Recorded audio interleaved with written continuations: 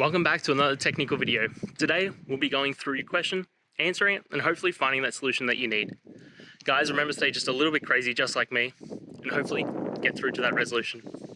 Let's get started.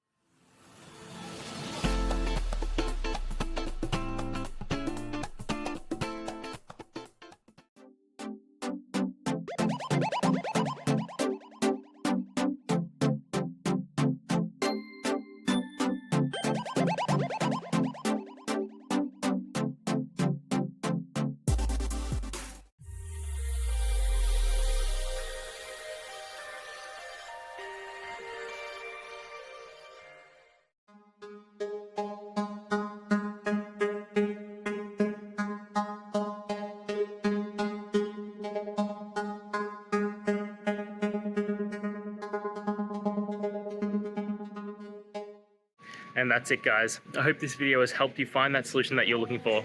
If it did, please hit the subscribe button. I'd really appreciate it. And until next time, I hope you have a good one. Cheers.